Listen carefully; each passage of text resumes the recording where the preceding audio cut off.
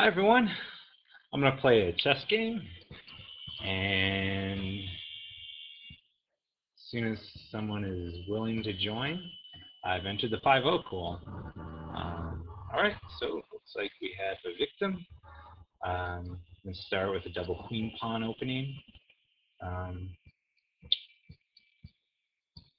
Could be, I'm getting a lot of London lately. Let's play knight f6. Alright, and it is a London system. That's why I didn't play c6. I used to play c6 and like set up for a semi-Slav, but versus the London, I don't think it's very good. It's a little too passive.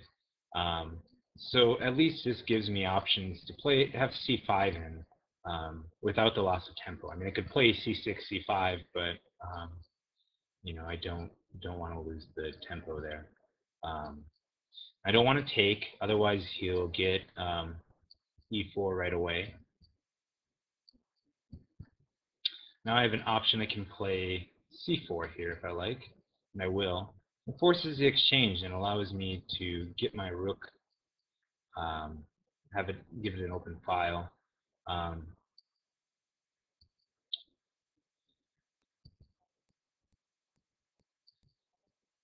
after he exchanges, I can also play knight h5 and get rid of that bishop there. That bishop can be powerful hitting the c7 square.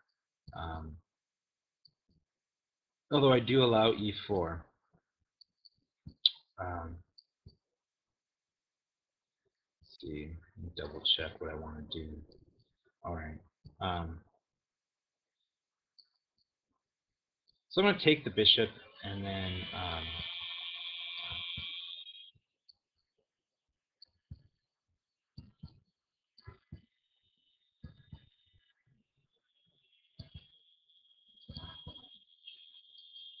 going to exchange here and then play queen h4.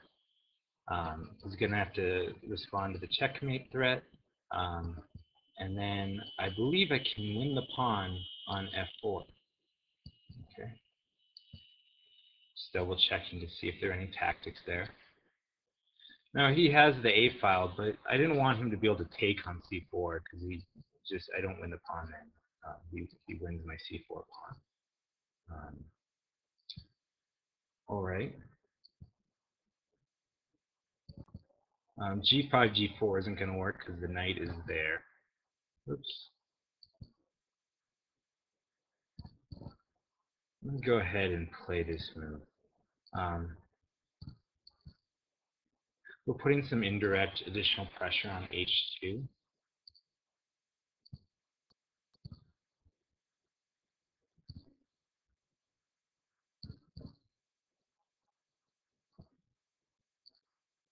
And of course on the knight on e5, we're putting pressure on it.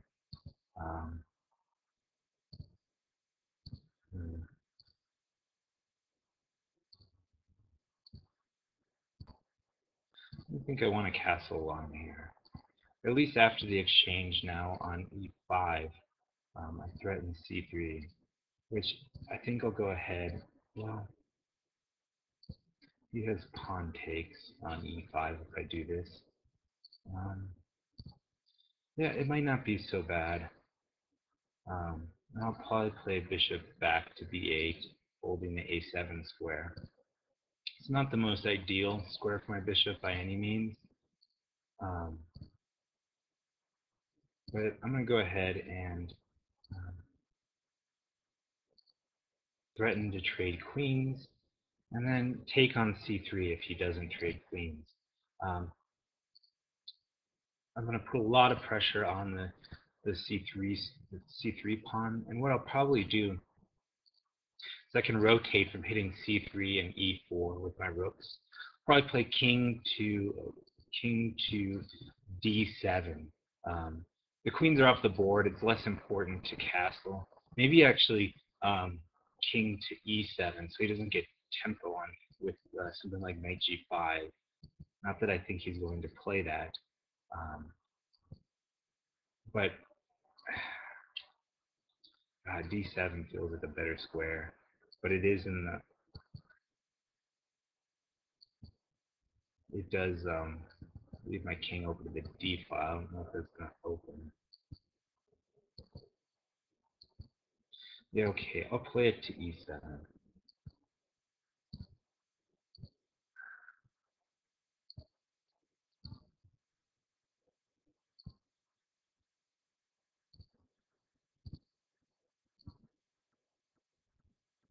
Okay, have to back my rook up. I forgot that I can't bring it to e4 because the knight also hits that square. A silly oversight. I don't know that it had changed my play a whole lot. It might have made me want to move my king to d7 instead, but um,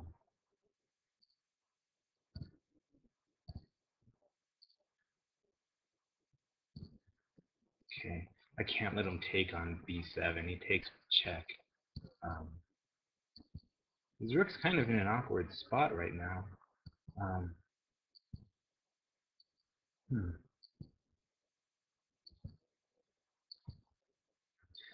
I'm going to try to march my king over. We can't push the pawn to c4, I take it. We can't move the knight off, or I take it. When I hit my king to c7, he will be able to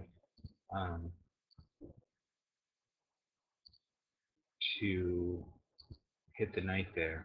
Also, after king c7, I'd have to worry about. Oh, he resigned.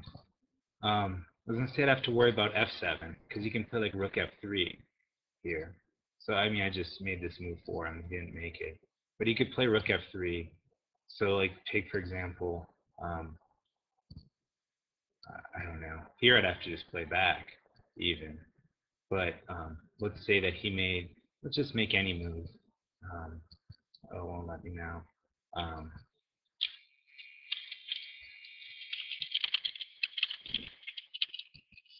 Oh, oh bother.